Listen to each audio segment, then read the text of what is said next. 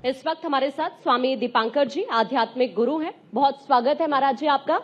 स्वामी चक्रपाणी महाराज इस वक्त हमारे साथ है, नेशनल प्रेसिडेंट है संत महासभा से। आपका भी महाराज जी बहुत स्वागत करती हूँ। और साथ ही इशिका तनेजा, सनातनी धर्मगुरु धर्म सेवक आप है, आपका भी बहुत स्वागत करती हूँ। एक एक करके तीनों से सवाल लेंगे, लेकिन सबसे पहले सवाल मैं लेना चाहूंगी महाकुंभ को लेकर। एक बहुत बड़ा आयोजन हुआ, 65 करोड़ से ज्यादा श्रद्धालु वहां पर पहुंचे। शुरुआत मैं स्वामी जी आप ही से करना चाहूंगी। इतने बड़े आयोजन को आप किस तरह से देखते हैं, संत समाज के लिहाज से समझना चाहूंगी। देखिए, जो वर्तमान में महाकुंभ का आयोजन हुआ, महाकुंभ तो वैसे भी सदियों से होता चला आ रहा है। सब जानता है कि कैसे देवासुर संग्राम हुआ, कैसे सूर असुर मिल करके समुद्र मंथन किया, अमृत गिरा। लेकिन इस बार बहुत ही विशेष था। विशेष ये था कि ये पहला महाकुंभ है जब हमारा भगवान श्री राम का भव्य मंदिर बनके तैयार हो गया, और उस समय महाकुंभ हो रहा है। दूसरा, उत्तर प्रदेश का मुख्यमंत्री एक संत है, और संत के नेतृत्व में पूरा महाकुंभ का आयोजन संपन्न हुआ। क्योंकि महाकुंभ तो संतों का, सनातनियों का मेला है। हमारी सनातन धर्म में स्वर्ग और मोक्ष की कामना की गई है, उसके प्राप्ति के लिए महाकुंभ होता है। तीसरी, केंद्र में भी एक ऐसी सरकार थी जो पूरी तरह से हमारी सांस्कृतिक विरासत को, सांस्कृतिक धरोहर के पक्ष में हमेशा खड़ी रहती है और गर्व करती है, महसूस करती है। यह देश का बड़ा सौभाग्य है कि हमें आज एक ऐसे प्रधानमंत्री मिले जो राम मंदिर पे भी जाते हैं तो दंडवत प्रणाम करते हैं, और देख करके सीना बड़ा चौड़ा हो जाता है। ऐसा लगता है हमारी धार्मिक स्वाभिमान को बल मिलता है। नहीं तो आजादी के बाद कई ऐसी सरकारें आई जो हिंदू सनातनी कहने में शर्मिंदा महसूस। तो महाराज जी, ये कहना क्या गलत होगा कि चाहे अभी चूंकि आपने सीएम योगी का जिक्र कर दिया, उत्तर प्रदेश सरकार के साथ साथ मैं केंद्र सरकार की भी बात करूंगी कि संतों की जो अपेक्षा सरकार से रहती है, ये सरकार खरी उतरी है? स्वाभाविक रूप से देखिए, ऐसा है, संत तो देखो, वृक्ष कबहु न फल बछय, नदी न संचय नीर, परमारथ के कारणे साधु भया शरीर।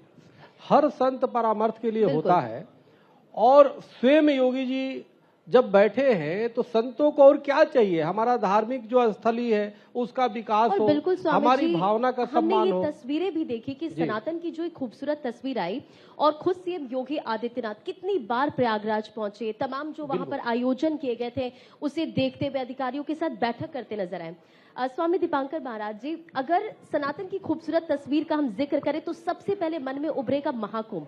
और हर दिन जो ये आयोजन रहा, करोड़ों की संख्या में लोग पहुंचे, और मुझे लगता है कि जो भी वहां पर पहुंचा होगा उसे एक अलग अनुभव हुआ है। आप क्या कहेंगे? मुझे लगता है कि जब महाकुंभ की चर्चा होगी या वर्तमान में है, तो पहला शब्द है कि चिट्ठी है ना तार है, मेला ये अपार है।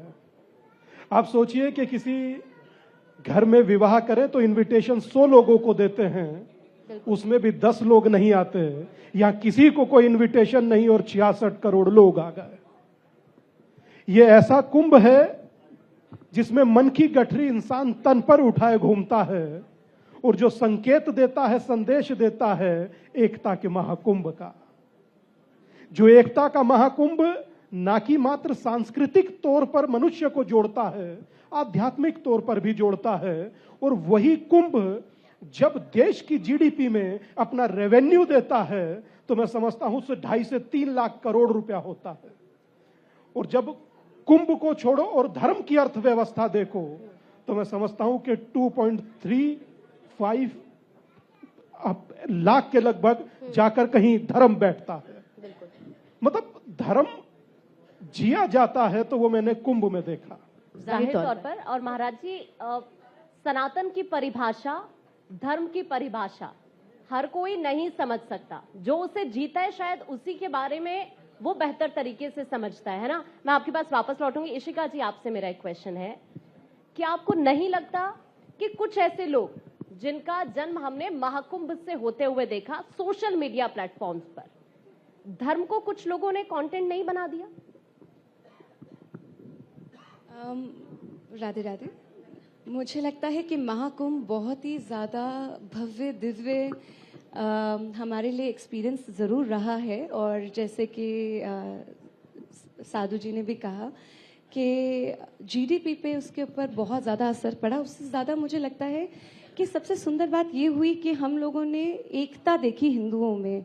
और हम लोग बात करते हैं कन्वर्जन्स की, पर मुझे लगता है मेरी खुद की घर वापसी हुई और ऐसे बहुत सारे और जो यूथ है उन सबकी भी घर वापसी हुई, क्योंकि हम वेस्टर्न कल्चर में इतना ज्यादा ढलते जा रहे हैं कि हम अपने सनातन को ही भूलते जा रहे हैं। इसी में मेरा एक सवाल उसी भी होगा। के साथ साथ यूथ का आपने जिक्र किया और हमने देखा कि जो 60 करोड़ से ज्यादा की संख्या महाकुंभ में पहुंची उसमें सबसे ज्यादा यूथ भी है। हाँ जी, तो जैसे कि उन्होंने बोला कि हम ना सिर्फ कुछ लोगों को देखकर पूरे महाकुंभ के महत्व को, उसकी गहराई को हम उस बात से ही भटक रहे हैं। महाकुंभ जब था तो उसकी सुंदरता थी, उनके अघोरी वहाँ पे साधु संत थे, इतने सारे शंकराचार्य जी थे, जगत गुरु थे, इतने महामंडलेश्वर थे। और जैसे कि हम कहते हैं कि वहाँ पे गंगा जी है वो मोक्ष का प्रतीक है, यमुना जी है वो भक्ति का प्रतीक है, और सरस्वती जी वहाँ पे प्रकट होती हैं। तो वो जो ज्ञान हमें मिलता है जब इन सब साधु संतों के साथ में बीच में बैठकर हम जितनी सुंदरता से सनातन को देख पाते हैं, वो भी बहुत सारे यूट्यूबर्स रहे हैं जिन्होंने वो दिखाने की भी चेष्टा करी है। इसीलिए इसमें इंक्लूड किया पर था। हम कुछ सिर्फ कुछ लोग मैंने इसीलिए कहा था। मैं आपके पास वापस लौटूंगी। जी। महाराज जी, आपसे मेरा क्वेश्चन है, आपने पूरे देश में भिक्षा यात्रा की थी, उसका उद्देश्य क्या था और क्या आपको लगा जिस उद्देश्य से आपने वो यात्रा की वैसी जागरूकता लोगों के अंदर नजर आई क्या? मैं समझता हूं कि ये बात मैं कहूं तो थोड़ा अजीब लगेगा। क्योंकि कोई भी जब कार्य करता है तो वो कार्य अपने स्वयं को आहूत कर कर करता है। आप जानती हैं आज यात्रा को कितने दिन हो गए? 875। यात्रा ने कितने लोग जोड़े? 90 लाख। यात्रा ने कितने स्टेट कवर किए? 6 स्टेट कवर किए। ये तो इस आंकड़े से ही पता चल रहा है कि आपकी यात्रा बिल्कुल तो मैं समझता हूं कि ये यात्रा जातियों में बटे हिंदुओं को एक करने का है। कास्ट में मत फंसिए, ऊंच नीच में मत फंसिए, सबको समान देखिए। और मैं समझता हूं कि जिसमें तमाम नदियां आकर गिरे वो सिंधु हैं हम, हमें गर्व है खुद पर दादा कि हिंदू हैं हम। तो ये यात्रा हिंदू होने के स्वाभिमान को जगाने की है। ये यात्रा जातियों में बटे हिंदुओं को एक करने की है। और इस यात्रा का जो मूल है, गुड़िया मैं इतना ही कहूंगा कि अमेरिका से राष्ट्रपति पद की उम्मीदवार थी तुलसी गबार्ड, अभी फिलहाल इंडिया आई हुई थी, अब चली गई। वो कहती है अमेरिका में I am proud Hindu. Rishi Sunak आते हैं इंग्लैंड से, वो कहते हैं आई एम प्राउड हिंदू। उस समय में स्वामी विवेकानंद कहते थे कि मुझे हिंदू होने पर गर्व है। और स्वर्गीय श्रद्धेय अटल जी कहा करते थे कि हिंदू तन मन, हिंदू जीवन, रग रग हिंदू मेरा परिचय। तो मैं समझता हूं कि भारत की धरती का केंद्र बिंदु हिंदू। चक्रपाणी महाराज जी, हमने इससे पहले भी यूथ का जिक्र किया क्योंकि 66 करोड़ की जो संख्या थी इसमें सबसे ज्यादा यूथ वहां पर पहुंचे, उन्होंने आस्था की डुबकी लगाई और सनातन की खूबसूरत तस्वीर हमने हर दिन देखी अलग अलग। इसके इतर अगर मैं बात करूं तो सिर्फ देश नहीं दुनिया से भी रशिया से लोग पहुंचे, यूक्रेन से लोग पहुंचे और हर दिन जब भारत 24 की टीम वहां पर रहती थी तो वो तस्वीरें पहुंचाती है तो तस्वीरें देख के बहुत अद्भुत लगता था। नहीं देखिए, ये निश्चित रूप से यह चूंकि सनातन धर्म, चूंकि इशिता जी ने बहुत अच्छी बातें कही कि यूथ को जोड़ने की, और हमारे पूज्य महाराज जी हमारे बड़े अच्छे मित्र हैं दीपांकर जी, इन्होंने पूरे देश में घूम करके यूथ को जागृत कर रहे हैं। आज जरूरी है कि यूथ को जागृत हम कर रहे हैं और ये यूथ एक एम्बेसडर बन करके, सनातन का राजदूत बन करके पूरे विश्व में सनातन धर्म का प्रचार प्रसार करे। जैसे स्वामी विवेकानंद जी ने शिकागो में जा करके जब भाइयों बहनों की संस्कृति वहां किया, लोगों ने तालियां जो है कई मिनट तक तालियां बजाते रहे। क्योंकि हमारे यहाँ जो भारतीय संस्कृति है, सनातन संस्कृति है, वो काम की संस्कृति नहीं है, यह राम की संस्कृति है। यह यह योग की संस्कृति है, ये भोग की संस्कृति नहीं है। और इस महाकुंभ के माध्यम से हमने तो काउंट जो किया करोड़ों में, लेकिन अरबों में स्नान किया। कोई देश दुनिया में बैठा रहा, वहां से भी मानसिक रूप से भी, हमारे यहाँ सनातन में मानसिक रूप से भी स्नान बताया गया। अगर हम नहीं पहुंच पा रहे हैं किसी कारण से, या अपाहिज है या किसी कारण से नहीं पहुंच पाए, तो वहां से अगर हम जुड़ जाते हैं तो मानसिक स्नान हो जाता है। आप ये देखिए कि कुंभ का जब स्नान समाप्त हो गया, उसके बाद भी अभी तक लोग जा रहे हैं और जा करके जैसे फ्री है। तो ये मेरा कहने का मतलब कि सनातन जो त्रिविध विज्ञान पे आधारित है, पहला भौतिक विज्ञान जो भौतिकता के बारे में ज्ञान कराता है, दूसरा जीव विज्ञान जो जीव के बारे में ज्ञान कराता है कि हम कौन है, आप कौन है, और तीसरा है ब्रह्म विज्ञान जो ब्रह्म से साक्षात्कार कराता है। तो ये महाकुंभ जो है, ये जो आयोजन होता है, इसमें सब कुछ भूल करके हम व्यष्टि से समष्टि की तरफ की चिंतन करते हैं, हम पूरे विश्व की कल्याण की बातें करते हैं और सोचते हैं। और इसीलिए महाकुंभ का हमारे यहाँ सनातन में आयोजन होता है, क्योंकि हमारा सिद्धांत है सर्वे भवन्ति सुखिनः सर्वे सन्तु निरामया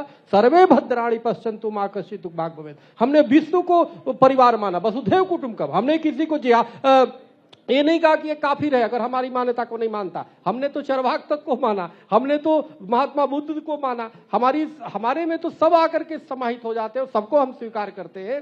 तो मूल विषय यह है कि हमें इस बात को प्रचारित प्रसारित करना होगा। देश दुनिया वर्तमान में इस महाकुंभ के माध्यम से सनातन को समझने लगी है, वो जानने लगी है कि यह तो दुनिया में कोई अगर कोई प्रेम करने वाला वास्तव में कोई धर्म है तो वो मात्र सनातन है, जाहिर तौर पर। लेकिन महाराज जी, अब एक क्वेश्चन मेरा आपसे सनातन धर्म को लेकर और जो हिंदू संस्कृति है, चूंकि आप अभी भिक्षा यात्रा तो निकाल रहे हैं जैसा आपने कहा, और उसका परिणाम भी आपने बताया अभी, लेकिन आपको क्या लगता है कि चाहे सनातन धर्म हो, हिंदू संस्कृति हो, उसको मजबूत करने के लिए अभी और किन प्रयासों की जरूरत है?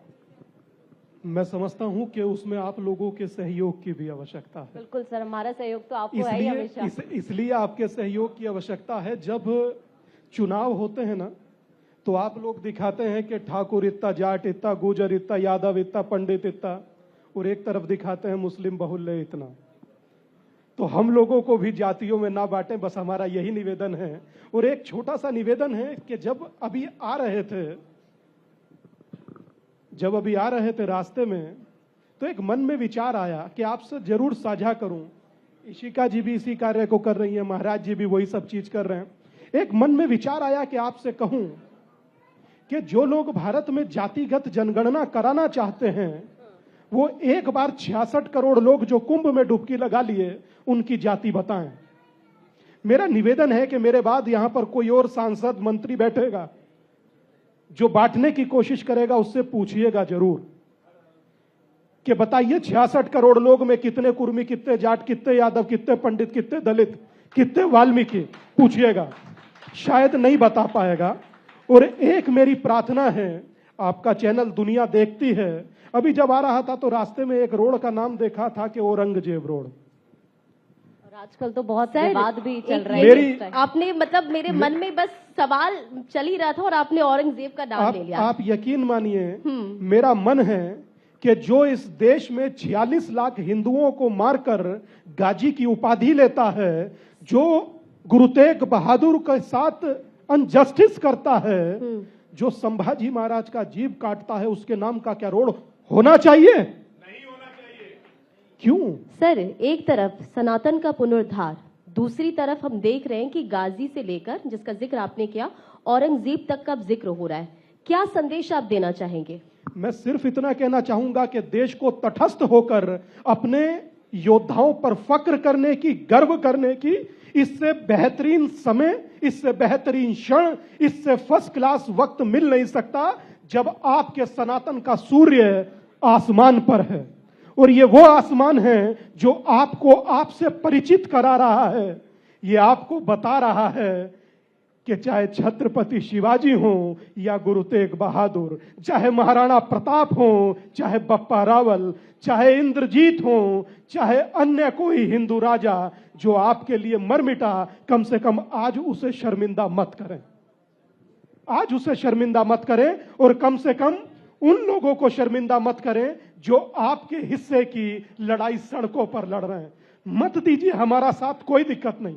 हमारी आवाज में आवाज मत मिलाइए, कोई दिक्कत नहीं। मेरे साथ यात्रा में मत चलिए, कोई दिक्कत नहीं, मगर जो आपके हिस्से का काम कर रहा है उसका विरोध मत कीजिए। और अगर आप भी विरोध करेंगे तो मैं समझता हूं कि कल वो दिन पलट कर नहीं आएगा। एक छोटा सा रिएक्शन इशिका जी आपसे मैं लास्ट क्वेश्चन के साथ लेना चाहूंगी। आज के जो युवा हैं वो क्या आपको लगता है कि धर्म को पुराने विचारों से जोड़कर देखते हैं, और आप क्या सोचती हैं इसको लेकर? देखिए, हमें ना सनातन की गहराई को समझने की जरूरत है। उसमें कोई पुराना या नया नहीं होता है। बोलने का तरीका शायद बदल जाता है, लेकिन सनातन हमेशा से था, हमेशा ही रहेगा। और जितने भी हमारे वेदों में, उपनिषदों में जितनी भी बातें लिखी हैं वो इतनी साइंटिफिक है। जब बाहर के वेस्टर्न कल्चर आके हमें परोसता है, इंटरमिटेंट फास्टिंग बोलता है, तब हमें फास्टिंग की समझ आती है, पर हम अपनी गहराई में नहीं घुसते हैं।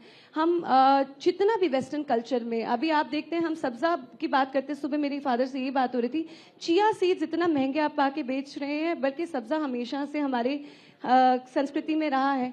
तो जब तक प्रॉब्लम सिर्फ एक है यूथ के साथ कि हम अपनी संस्कृति से मिल नहीं पा रहे हैं, कोई ऐसी तरीका नहीं हो पा रहा है, वो सारे वेस्टर्न कल्चर में, वो लूप होल्स में इतना फंसते जा रहे हैं। और अब दुख की बात यह है कि हम ड्रग्स के लूप होल्स में फंस रहे हैं। हम क्या कहते हैं, अपनी आइडेंटिटी को लूज करते जा रहे हैं। अभी लड़कियों, बच्चों को, छोटे छोटे बच्चों को यही नहीं पता है कि वो मेल जेंडर है, फीमेल जेंडर है, या फिर वो गे होगा, लेस्बियन होगा। ऐसे ऐसे लूप होल्स में वेस्टर्न कल्चर हमें फंसा रहा है। तो वो हम सनातन के बारे में जानेंगे कब, जब हम अपने आप को ही नहीं जान पाए। ये बहुत जरूरी बात है और बहुत बढ़िया संदेश आपने यहाँ से दिया है। आप तीनों का अभी के लिए बहुत बहुत शुक्रिया।